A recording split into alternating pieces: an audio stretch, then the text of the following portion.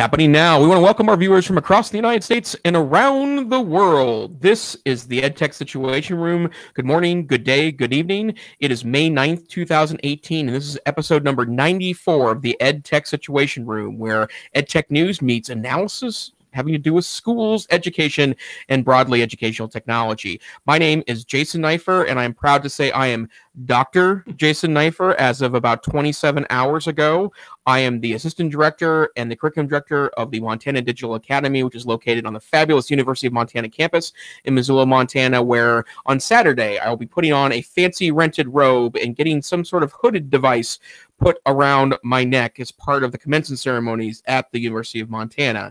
And joining me as always this evening is the already Dr. Wes Fryer. Good evening, Wes. How are you tonight?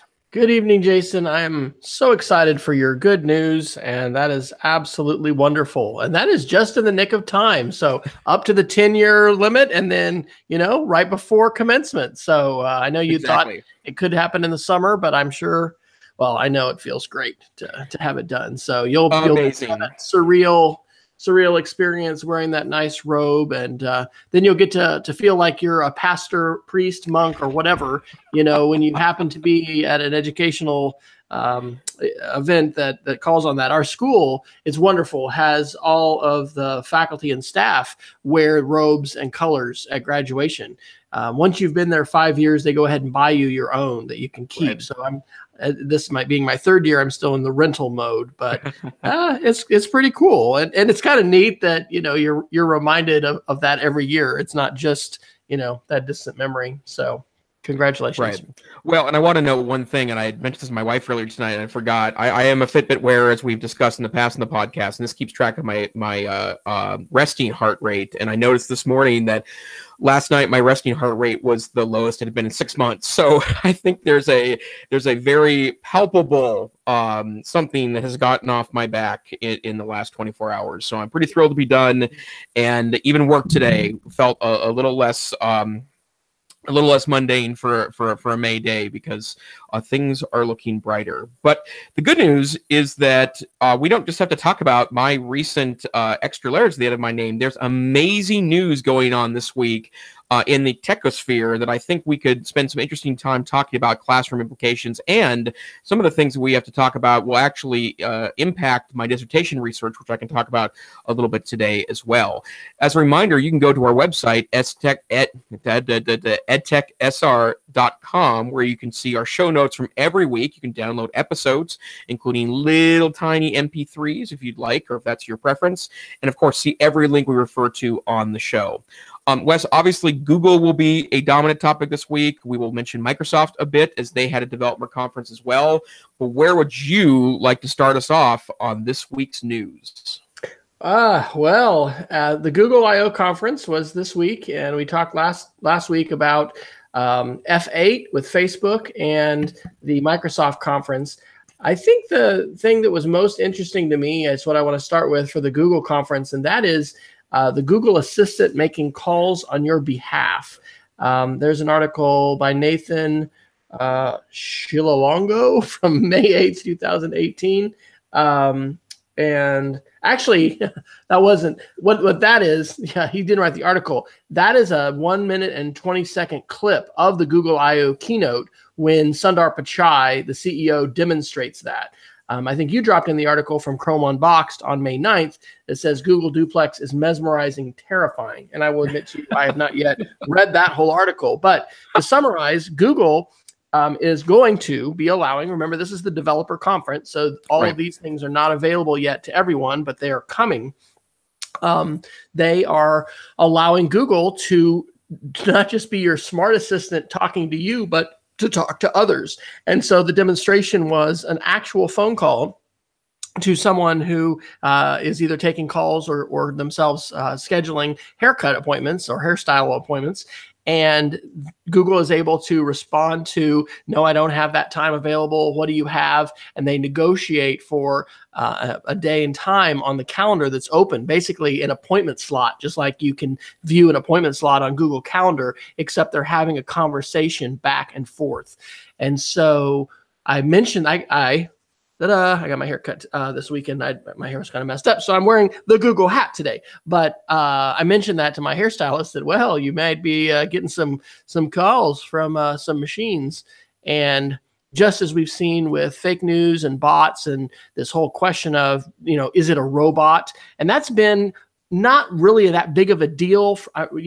We had these things called cluster maps back in the day on your blog, and you'd feel good when you saw these dots around the world. You're like, oh, look, someone in Africa is listening to me or reading me or whatever. And then, realizing so many of those accounted for bots. And then with Twitter, similarly, lots of followers could be. So the issue is now not just, the bots that are using social media, perhaps engaging with people. And I think Facebook did send a message to folks who might have been, or no, Twitter did. Twitter sent a message to those who would have engaged with bots, I think, in the election. Anyway, this is a new level of engagement. So why did the Unbox talk about it being terrifying, Jason?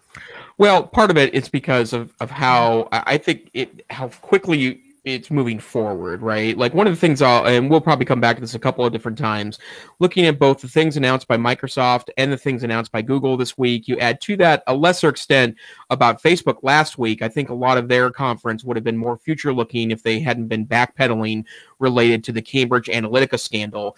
But for Google and Microsoft, the things they are announcing to me are futuristic and exciting and a little stunning in how quickly the technology is developing in light of the past 24 months, right?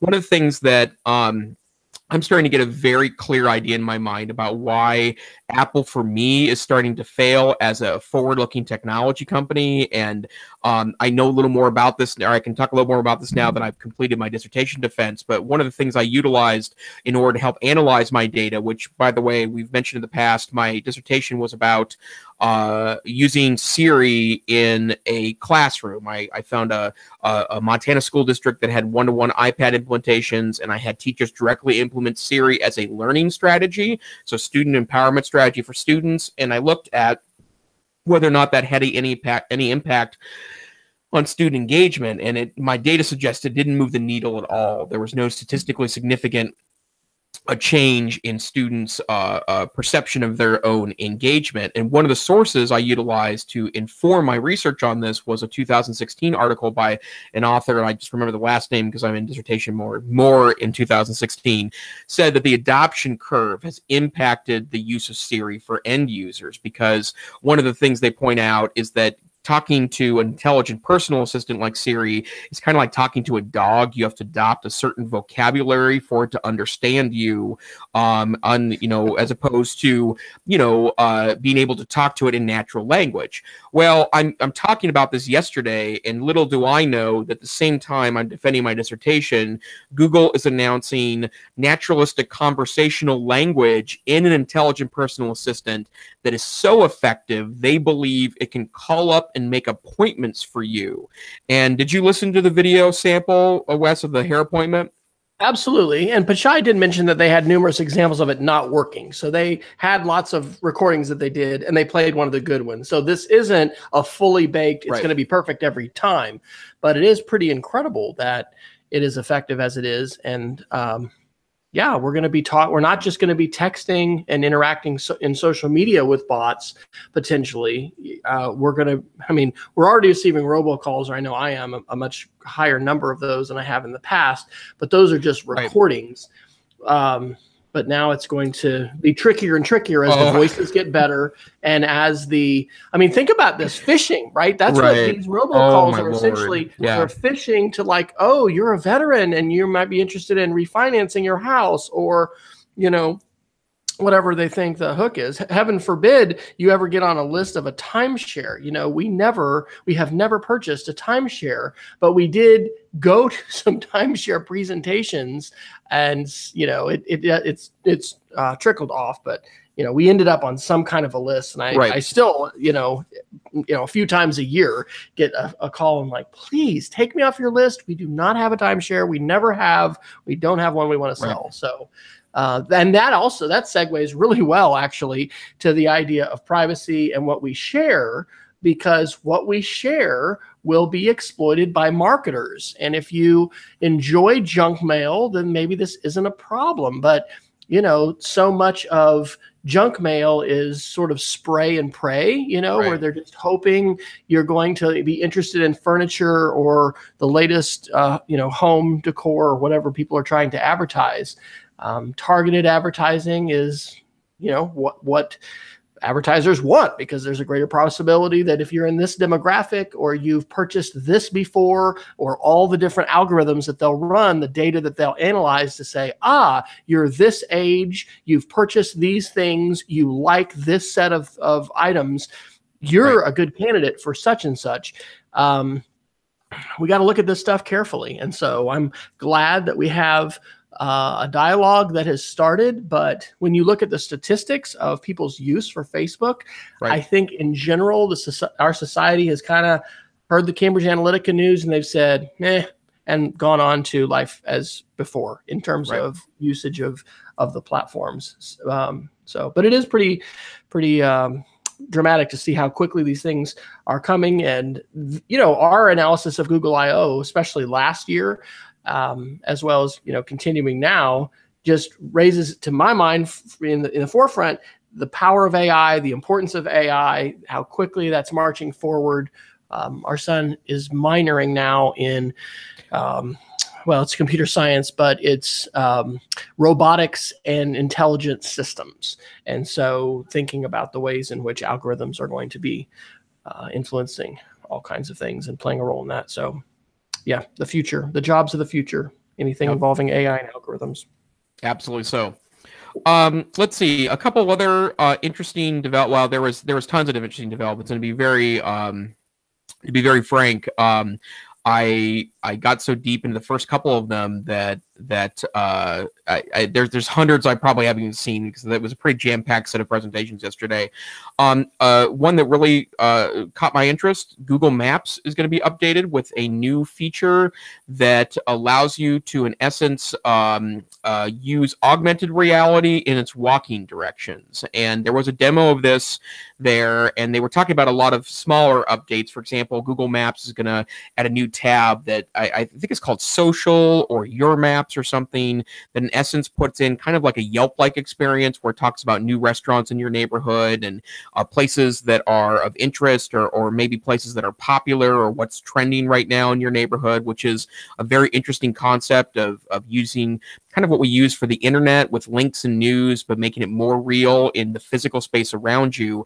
But they also talked about that Google had been working on a classic problem when you're utilizing directions on Google Maps, that it says, head south on 2nd Street, for example, but how do you know where is south if you don't know that already? And so they demonstrated the strategy that I'm sure most people use, which is you start walking in a direction and see where the dot goes, right? Which is actually not a great strategy in places like Seattle, where the tall buildings in the downtown arena make it difficult for you to oftentimes keep your direct and exact location. But they are going to open up a screen on Google Maps with walking directions that utilizes the pictures it's taken as part of the Google Map architecture, the little Google cars that go around and take street view. And it's going to essentially offer you an augmented reality where it's going to label streets and buildings for you so you can get your bearings before you start walking directions. And that's a little thing, but very clever, I think, and a good way to utilize, the camera on your phone. At the same time, they're also going to be working on other augmented type reality things that are very useful. For example, the Google Lens app, which is something I believe we've talked about in the past here on the podcast, will actually allow you to do things like copy text from a picture, a live picture, and then paste that into other locations. And so the example that I saw in the news was like if you have a written down Wi-Fi password, for example, like on a hotel key card, for example, and you turn your camera on, you can live pull text from the camera, which is just like futuristic Jetson stuff, right? Like it really adds a lot of interesting functionality. And one other thing that I thought was also super interesting, mentioning of AI, and they showed this as a demonstration. Sundar Pichai showed a black and white photo that he was showing using AI in an interesting way. Google Photos is going to allow you, or going to add additional ways to manipulate photos. And one of the ways is they're going to be able to colorize black and white photos. And they showed a black and white photo that was clearly 80, 90 years old.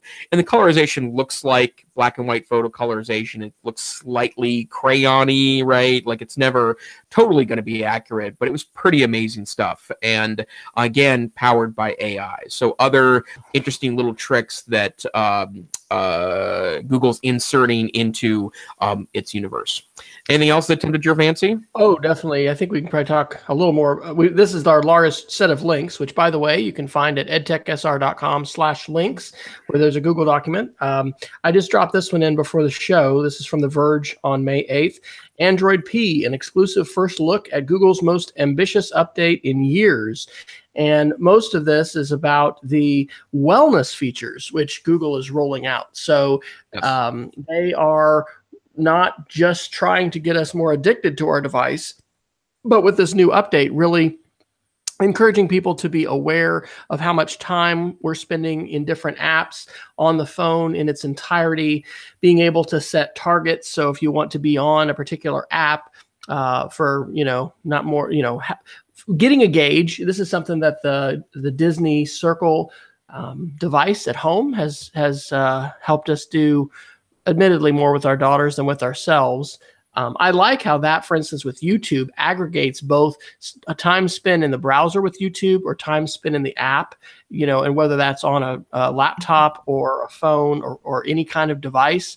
So, one of the challenges I see with this is I do have my Android phone here since November, but I'm on my iPad quite a bit in the evening and when I'm consuming, and, then I'm on my laptop.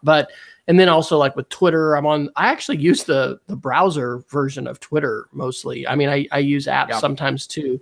But anyway, it's an attempt at, digital wellness, digital citizenship. They're stepping up to their responsibility. In that article, they talk about, how many millions of users of Android that they have and how they need to take that seriously in terms of helping people being aware of the time that they're spending. You can also have a time in the evening where your device's screen is actually going to, I think, gray, and it's like wind down time or something like that. And so it's to help you recognize, again, how long you're spending, and if you're going to want to, stop that at some point in the evening, or you're going to be prepared. So yeah, it's a feature called Wind Down. They also have this beta of Android P available for more devices, and I checked the list. It's not in that particular article, but it basically looks like you need to have Pixel, Pixel XL, Pixel 2, Pixel 2 XL, Android emulator, Nexus 5X, Nexus 6P, and so those are basically the ones that you will be able to roll out. They haven't announced what the P in Android P represents yet. So do you already have pretty much that data, Jason, or do you feel like this will be some news to you if they're rolling out these wellness features to the phone? I keep a close eye on that. I mean, I'm not perfect at casting away things, and I find myself in times of stress, for example, utilizing my phone later at night than I should. Or I work really hard to keep phones out of my bedroom. That's a big critical thing for me, both because of the light issue and also because I do believe all the things we've talked about here on the podcast related to apps and information being kind of a driver of adrenaline. And I like to try to be mindful of that, but I really like it that they're trying to bake that into the phone. And the way a lot of tech news portrayed that in the last 24 hours is that these are features that actually will make you use the phone less. And the fact that Google recognizes that as a desire by its end users and that they're responding to that without having to move to third-party apps, I think is a really, really interesting concept. And makes Android different than other groups, I think, that are putting together smartphone platforms. I also feel that Android is, well, it seemed the broader sense of all these things together weave to more innovation than I think is coming out of other platforms. And it's obviously it's easy to pick on iOS here, but I think that's the same is true that of kind of third-party platforms. We don't mention Tizen here a lot. There are other folks there are other operating systems in China that are starting to get some traction because there's a fear that Android at some point won't be available if Google starts to restrict the environment more or ask for more licensing restrictions to use Android, especially the Google apps inside of Android. But the thing I keep thinking of that is that I think Google's really staying ahead here and pushing innovation, and that's a good thing, I think, for the market. The one thing I do think is sad, you mentioned Android P, is that very few phones have Android O right now. And that's a real concern that I have about this. Like, I'm thrilled about a lot of the advancements. I really feel like Google knocked it out of the park this year when it comes to futuristic Android devices. But I'm currently not using a Google phone. I have once in the past, and I really liked it. It was a great phone. The battery life wasn't great. It was a Nexus 6, which is, I think, a 4-year-old model now. I'm using an LG V20 right now, which is something I picked up on the super scratch and dent used. That was a great phone that was premium priced and then a lot cheaper used. It doesn't even have Android 8 at this point. And so talking about Android 9, or I guess could theoretically be 8.2, but whatever they decide to go with version-wise, it's a little disappointing to me. And that's one way that Apple dominates really Android, that when Apple introduces a new operating system, even if it doesn't have all the features, it goes back to very old phones. And that's part of what tempers my excitement about these developments. Yeah, and I just looked, I'm running Android 7.1.1, and there's no option to upgrade, right? I think it's up to my handset manufacturer whether I'm going to be able to. Is that correct? I'm sorry, say that again, Wes. It's up to my handset manufacturer whether I'm going to be able to upgrade? It is. Well, a handset manufacturer and who you go through from a carrier standpoint, because this is especially true of Verizon. It's less true of T-Mobile and AT&T, but Verizon is a good example of this, that they receive factory images from manufacturers and then they make tweaks based on their network and their restrictions based on what phones can do on their network. And so in the Android environment, like right now, Android 8 is available for the LG V20. It's announced, it's released in a couple of countries. I believe that the non-carrier unlocked phones, so purchased unlocked phones, you can download the ROM to update your device. But I have to wait for T-Mobile to vet the V20, and they deliver me the V20 Android 8.0 adaptations. And because it was released with Android 7 on it, and I think I'm up to 7.1 as well, but because it was released with Android 7, they only guarantee 2 years of updates. So I'm highly unlikely to see Android 9 or Android P. And that's a place where I think Google still isn't really figuring it out yet. They just don't get the updates. So let me offer another thought about why the $140 almost burner phone, could be great. Because had I dropped $1,000 for a Samsung phone or whatever the latest Pixel, my wife would flip if I was like, oh, I think I'm going to just get another phone. But, this is the Motorola E4 phone. And I'm moderately happy with it. Overall, I'm really happy with Google. In fact, I've been having some conversations with family members, and I need to write a blog post about this, where I am, whatever. This was in November, so I'm about I'm about 6 months in now. I'm happy overall, and I'm also I could go back to iPhone someday, but what I want to do is actually experience this on a better phone. But what you're describing makes it sound like I might even just think about getting another phone that's not too expensive, but has the latest operating system.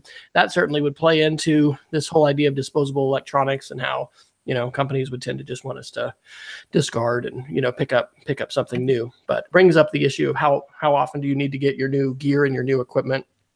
That's a bummer that you can't just say, hey, I'm downloading the latest version. I got to wait for multiple permissions in order to get it. But hey, with a $140 phone and a SIM card or SD card that I can, just pick up, and it's 128 gig, I can throw that in my next phone. That's interesting. There's another article that touches on this as well. This is from Variety magazine on May 8th. It says, for Facebook changes political, for Google it's personal.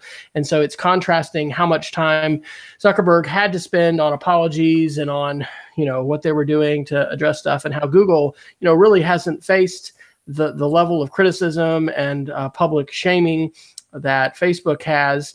And again, their focus on wellness and helping folks with digital well-being, and focusing on innovation and being able to jump into that. So I thought that was interesting to contrast the two. And on the topic of Facebook as well, we've got this article under the heading of privacy and security. This one really caught my eye, being a Lord of the Rings fan. Gizmodo, May 4th. Facebook has a Sauron alert to protect employees' privacy, but not yours. And so they don't call it that. Actually, Facebook had a formal response to the Gizmodo article or author when they inquired about this. They call it Security Watchdog now. They changed the name in 2015. And boy, one of the things that really points out is how certain employees at Facebook have access to everything about your data. And so they're evidently trying to really limit that, much in the same way as military classification. I think Edward Snowden and NSA and access to everything. The government and our lettered agencies limit access to who can, search these databases where you put in, for instance, somebody's phone number, social security number, et cetera, and then have everything, that's aggregated. Facebook has that. And perhaps one of the most unfortunate and weird facts of the day in which we live with respect to data privacy is that employees of Facebook have access to that data, and today we don't. They are talking about giving us more opportunity to not only see the data that they have, but also delete that data. But they would have a strong business disincentive to do that, because that is their bread and butter. That is why they are so effective in allowing advertisers to identify target groups that they can pay to reach. And I think it's going to take regulation and, a force of the hand by bodies like, the EU is doing with the GDPR and having the United States Congress do that as well. It's probably not going to just happen on their own, that they're going to give us those kinds of data tools. So, Jason, are you at all concerned about a Sauron alert? And is it something, have you run into catfishing or any of these other kinds of things where someone's using your identity or using your pictures, or there's, anything malicious going on like that? I've not run into it personally. I know plenty of folks that have, however, and that ranges from, lightweight stuff where as a prank or joke, someone starts an alternative account with photos they steal from you on Facebook and do that, to I second and third hand know some folks that had their identity straight stolen, utilizing social media information, creating separate accounts to help justify and prove identity and that sort of thing. And that led to, other more unpleasant things later on. And, I think, I'm sure that there's people working on this, but at some point it needs to be about identity and associating accounts with you in a way that's beyond self-reporting, right? Like right now, we can claim an identity by claiming it's ours. There's very little verification that goes into creating accounts that are ultimately associated with you. And there are, it's when I'm searching for links every week for this podcast, there's always an article or two with a new twist about accounts, something going wrong. The one I saw today that was new to me was people taking student loans out in your name. Like, how do you deal with that if you find out that someone's been taking student loans out in your name? Now, when I hear that, or any kind of loans, getting really, a car, just affecting your credit rating because they're getting money. Well, I think you keep running into is that student loans usually get paid directly to schools. So what happens if someone gets a credential with your name, right? Like, what good does that do the other person if they're not able to keep your identity for the longest of times?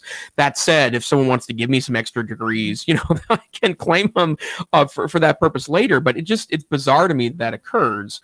But there's new twists to that all the time. And I think until we get to a point where we can, in biometrics is probably involved, but we can absolutely associate ourselves with everything from our Amazon accounts to social media accounts to email accounts. I think these kind of things continue to be at risk. And like at some point we've developed these problems with technological evolution. I should be capable of developing solutions, and I have no doubt at some point we will, but it does give me quite a bit of pause, and it is a bit terrifying that we seem to be kind of heading quickly in this direction, and we just don't have a real sense of how we might positively protect ourselves in these environments. I know you dropped a few articles about Microsoft in there. Do you want to take us to a few of those?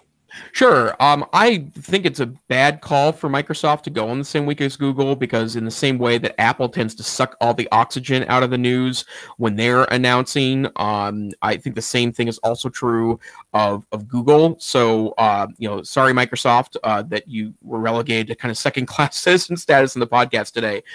There are a lot of interesting things going on at Microsoft, and I have to say, and I cannot believe I'm saying this as kind of a one-time Apple fanboy, I feel like there's more exciting things going on Windows 10 than there is right now on Mac OS.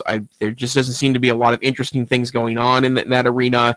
I did tweet out an angry tweet today because I needed to get on a conference call at 4 o'clock today that was on, I can't remember which platform it was on, but I couldn't do it on a Chromebook, which is my 90% machine now is Chromebook time. And so I need to jump on my iMac at work. And it's the first time in, I'd say 4 or 5 days I'd loaded it up. And so it had an update. So I said, yes, go ahead and restart. And it took it 45 minutes to install the update. And I remember the good old days when, unless we were talking about major updates, that, updates would just happen in the background and would restart. It would take a minute or two. It was no big deal. And I was like, oh. It's like more evidence that the elegance of the Mac experience is really starting to become, a thing of the past. But ignoring that for a moment, Microsoft announced several interesting things. First, Cortana is going to be available now via the Amazon virtual assistant. I will not say her name out loud. The Divine Miss A, I think, as we've called her in the past. And all you have to do is call on Miss A and say open Cortana, and then Cortana will be available to you, apparently utilizing the same kind of data that's available to Cortana on the PC platform. And it's an interesting play on Microsoft's part because they get to essentially forego having to have smart speakers built around their platform. They've simply slipped theirs into the Amazon platform, which is still the most adopted in the United States. Actually, I think around the world that's true as well. Other announcements, they announced something that is an accessibility play, that they are using AI for accessibility, in my understanding, and there's a couple things around this. There's a tool that was announced as part of We Day last week, which is a community service initiative that Microsoft is a big supporter of. They had a We Day in Seattle last Thursday and Friday, and they are working, or they're working on an app, and I wish I'd remember the name, and I was going to put the link in and I forgot, but essentially it's a smartphone app that can give you visual clues of what's going on in your surroundings via looking through the camera and guessing what's happening. And they're starting to adapt more AI into accessibility features. And so it's a really big play on the fact that accessibility is more than just, making things accessible for screen readers, but really using AI to make the tools better and more proactive. And then there were a lot of smaller things announced related to the architecture that Microsoft pushes, which they have a number of really interesting things coming out in the server space in an attempt, I think, to be competitive with Amazon in particular. but AI-related integrations with their Office 365 platform were all into place. But a separate article I also dropped into the show notes has, I think, the most exciting development is that they are announcing a Windows 10 integration between your desktop or laptop computer and either your Android or your iOS smartphone, where you can, and I don't know how this exactly works on the iOS platform, because I thought these functionality was shut down to external systems, but apparently you can text and read text from the desktop now, natively built into the Windows 10, as opposed to getting a third-party app that does that. And my understanding too that it can hook in with other parts of your cell phone, grabbing pictures and that sort of thing to make that a fairly effortless transition. In the same way that the Apple environment tends to do that between all of Apple devices together, right? Continuity, pretty elegant experience there.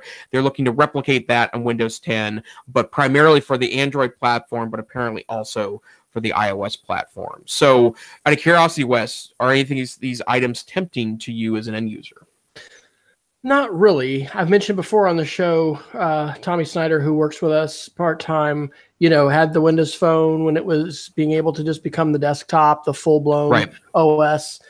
You've mentioned, I think last week, you're going to test just using a phone with some of these laptop things you can just plug in, and that is intriguing to me. I'm not intrigued enough to want to become an early adopter with it, but I think we are. It's the whole William Gibson, the future's here. It's just not evenly distributed. We're seeing glimpses of the future because let's face it, when this small device has 10, 100 times, 1,000 times the processing power of it, it will become ridiculous to think about why I'm, paying for this and for this. And, it is going to be an issue of screen size in terms of, how I want to interact, how good or poor my vision is, and things like that. But when I can bring all the local data with me in my pocket in a small form factor and plug into the cloud. I mean, that is a very exciting and intriguing revelation. And to see Microsoft moving in this direction where they're going to work with both iPhone and Android, still working to carve out that niche for themselves. When you were talking about operating systems in the 45-minute update for Apple, I was reminded of the iOS 9 to iOS 10 transition. And that happened in the late 1990s with Apple. That was a big part of the Steve Jobs return. He had bought Next, or not bought, but he founded Next. And then, when he returned to Apple as CEO, brokered, the takeover. And so the Next kernel, which was a computer built on Linux, became the Mac OS.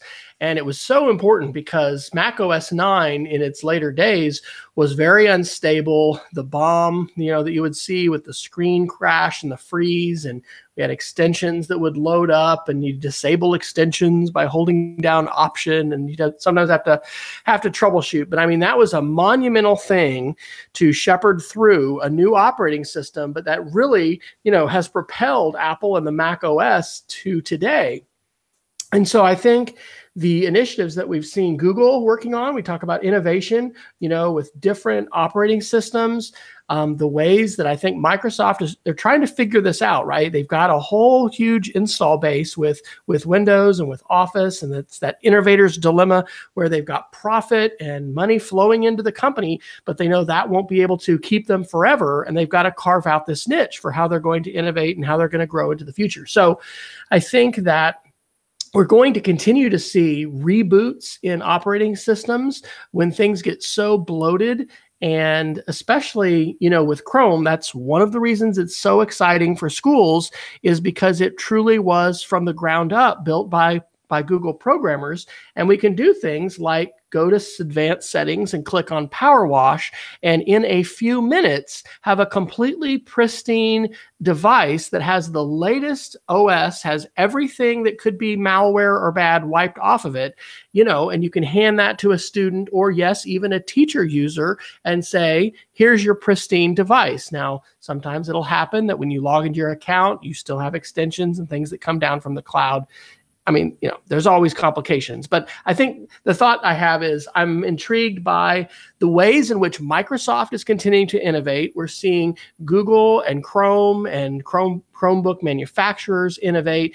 And I really think that if you are a director of technology, if you're into EdTech, and to a degree, we're all computer people, right? We've tended to say, oh, those are the computer people.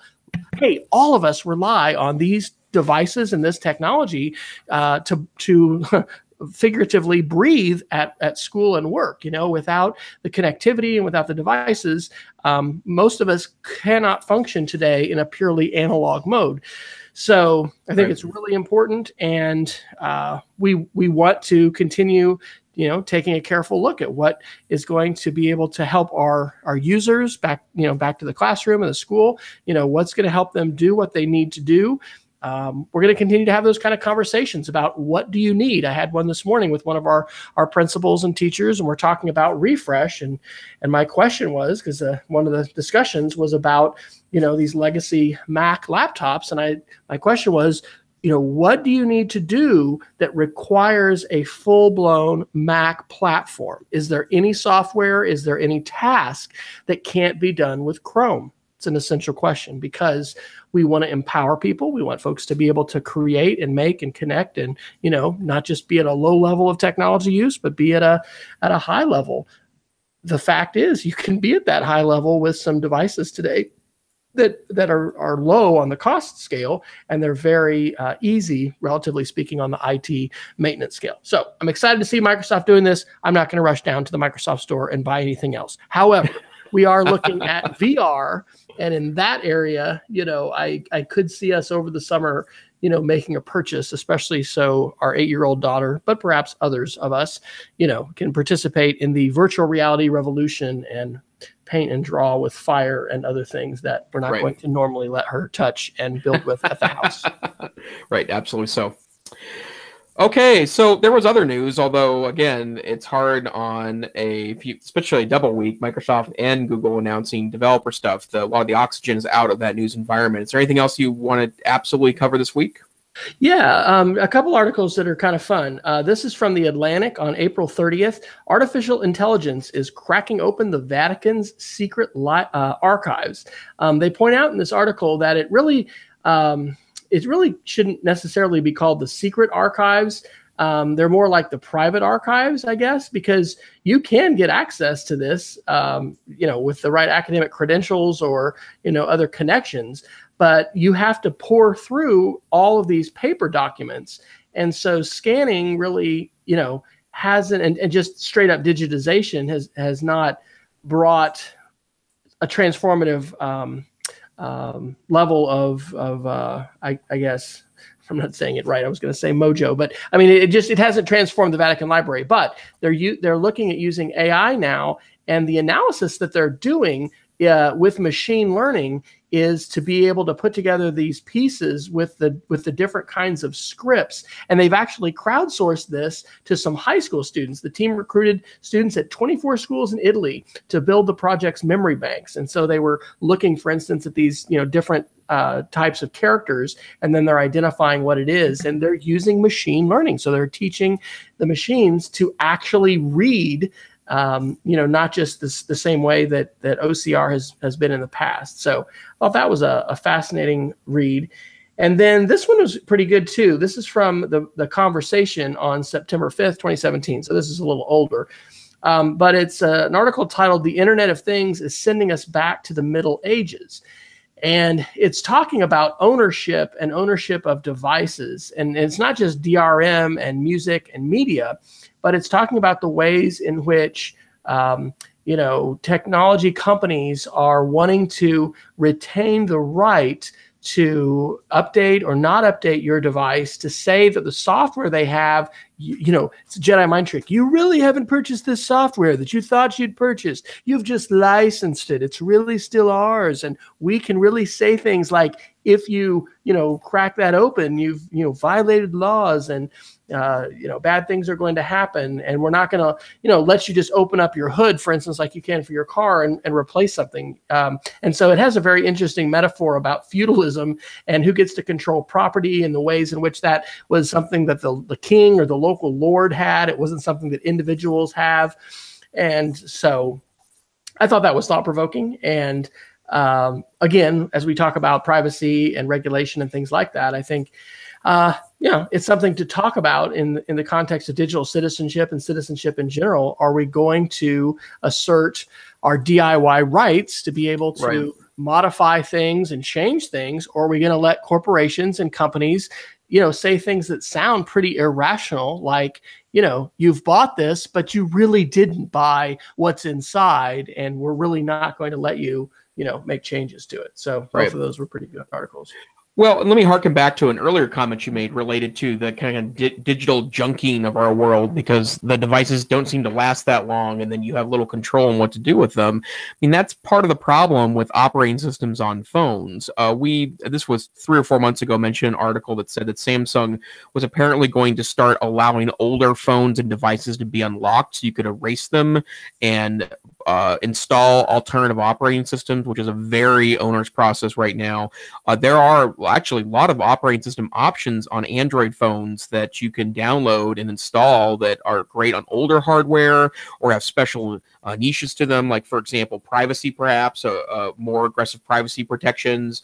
Could do interesting bits and pieces, but it's so difficult. And I'm a nerd, and I have only been able to successfully install an alternative Android operating system on one phone in my history of phone ownership in the Android world. And to be honest, I probably would do that way more if it was easy and accessible for me to do so. The fact that you can't download on your phone, especially an older phone, something that's maybe more scaled back or simplistic, installed on your phone to get better battery life or more life out of a slower phone is extraordinary to me, because of the ability to lock phones down for some reason, right? You still paid for the hardware, right? So you've got the hardware, and yet you're prevented from doing what you want to with it because of licensing and lockdown restrictions. And that is scary. And I remember back, I think it was Ford, maybe it was Chevrolet. I can't really remember if it was a General Motors or Ford thing, but there were claims that you couldn't do things with certain engine parts because they had software coded on them.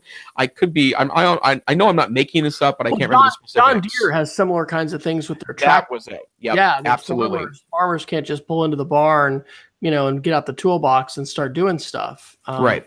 They're restricted on what they're able to legally do. Right, because of software that's integrated on the engine systems, right? And it's not a hardware issue; it's a software issue. You can't do that with hardware, and at least the way our laws that protect consumers work right now. But as a protected notion, software is like that. And yeah, I agree. I think this is not a great thing. It also significantly impacts schools too. I have a tool I'll talk about a little bit later that deals with the problem with Windows drivers in semi-recent machines that are starting to not be supported by the end manufacturer, and I'll go into that details later. But Windows 10 was supposed to be the forever OS, right? It updates every 6 months, and you can use it for a long time. Well, it turns out the 4th version of Windows that was released a couple weeks ago, we talked about recently on the podcast. As it turns out, that software is not for computers that are 4 or 5 years old, and a lot of manufacturers don't offer drivers for the latest version of Windows 10, which means that once again, even if you have a useful piece of hardware still that's relatively recent, you might not be able to get updates on that anymore. And that's all about turning around to sell more stuff, where I think we should be making it to where it lasts as long as it can and provides useful a term of life, even if that means a slightly more aggressive investment in hardware. It's a dangerous thing, and phones are a good example of that as well. Yep, absolutely. Makes you think of the article we talked about last week with the guy who was, convicted of burning these Windows restore disks, Right. and the the impetus that Microsoft, or I guess it was Dell, but it's Microsoft, wants is, hey, don't make money off of that. We're going to be the ones to make any money, and overall, we just as soon have people buy new devices than make them last or outlast what we foresee as their Right. predicted life cycle. So Absolutely so. Well, Wes, anything else before we jump into our geeks of the week? no, I'm good to go there. Okay, great. Well, I have one I'll share, and then we'll go to you, Wes, and close it down for the week. So I'd like to share an interesting application I ran into a couple of weeks ago. This is the Snappy Driver installer, and it's a piece of open source software, and I'll explain why that's important in a moment. But this is a Windows only software suite that you download. You can actually download it onto a flash drive along with 16 gigabytes of drivers, so where it doesn't have to go out to the internet to download drivers.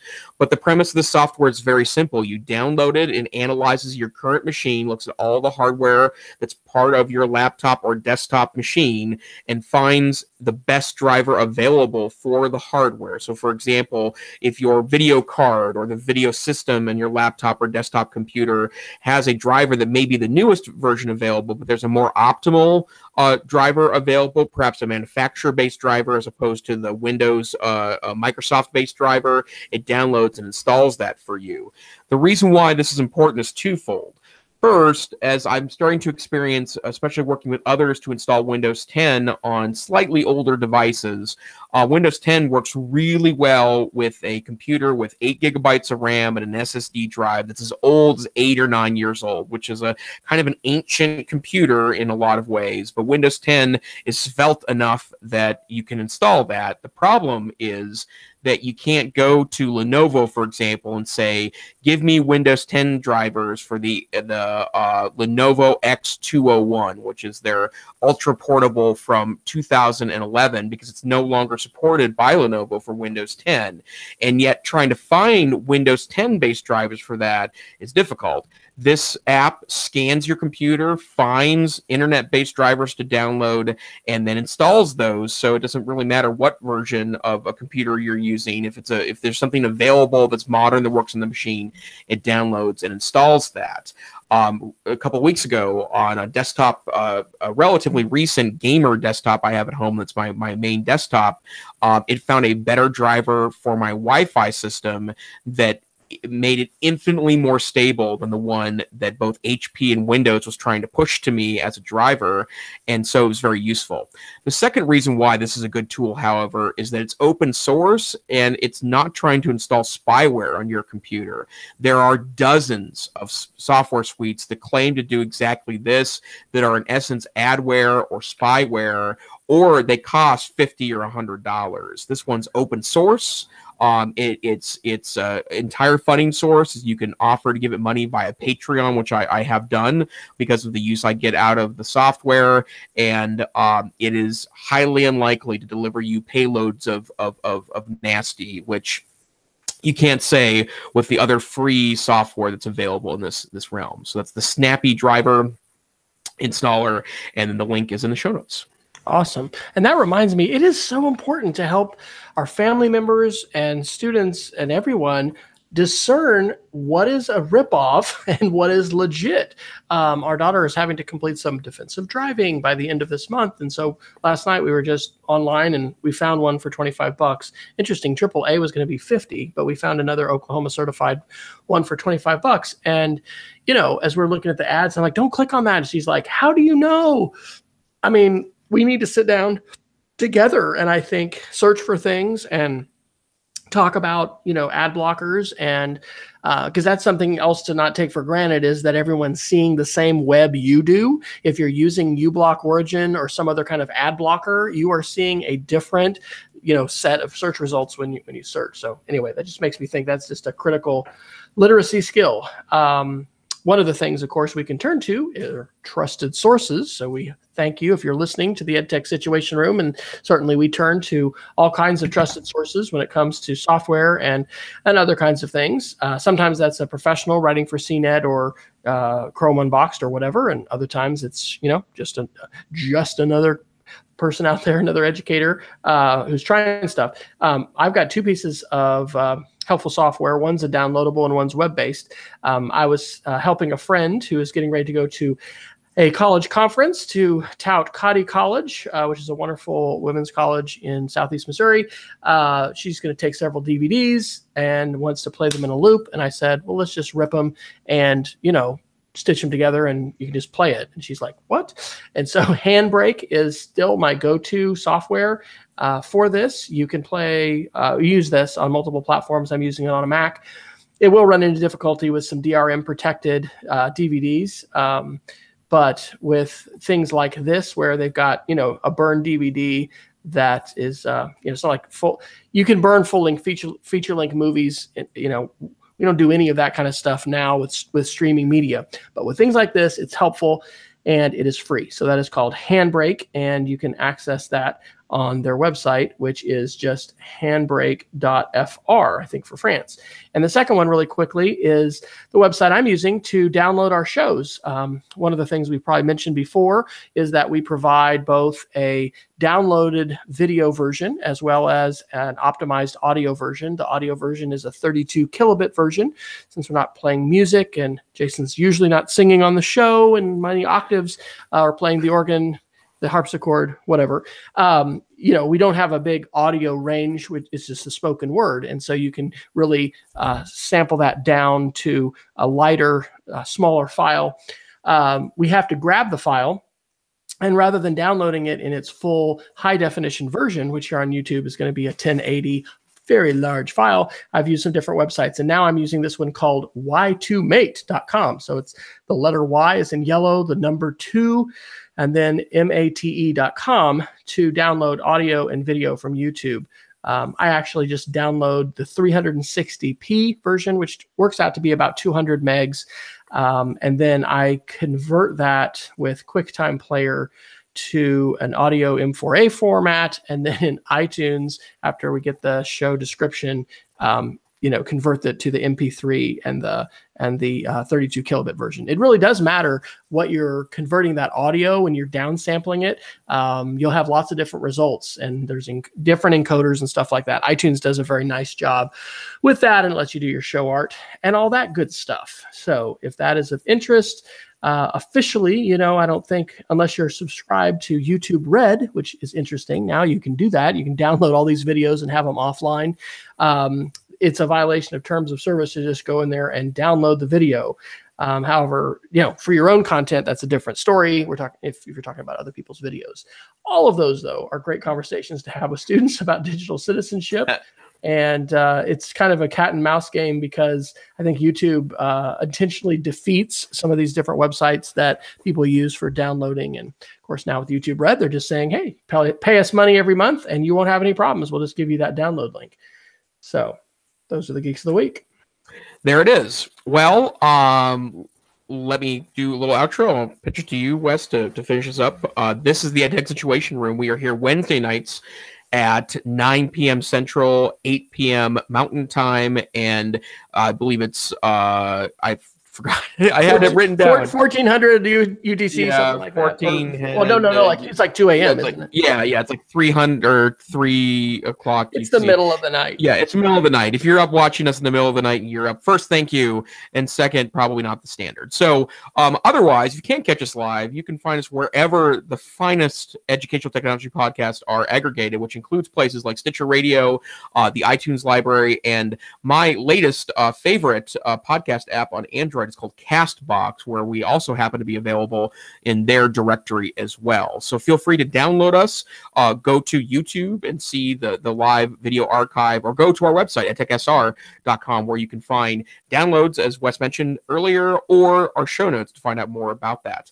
My name is Jason Neiffer. I have to say just one more time, my name is Dr. Jason Neiffer, and this I am on Twitter at TechSavvyTeach. You can find my semi-regular blogging gig is at the Northwest Council for Computer Education Tech Savvy Teacher blog.ncce.org, and I am happy to announce on behalf of NCCE that we have opened up our request for proposal for the February 2019 conference in fabulous Seattle, Washington. So you can find out more about that at the NCC webpage, www.ncc.org.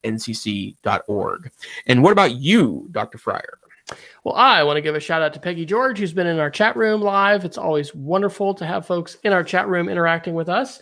And Peggy does a shout out for fixmestick.com, which is a virus removal tool and provides updates. So anyway, the Geek of the Week coming to you from Arizona, from Peggy. I am W. Fryer on Twitter, my blog, speedofcreativity.org, and I am continuing to do some updates on our digital citizenship website, digcit.us, and I'm excited to be heading up to the Seattle area here in about a month for a family reunion, possibly some workshops, but our time is drawing to close. So if we're going to throw something together, I gotta get something together here. I'm not very good about getting all that together. So thank you all for joining us, and please check us out at edtechsr.com. Tell your friends and join us live if you have the time to do that on a Wednesday night. Thanks. Good night.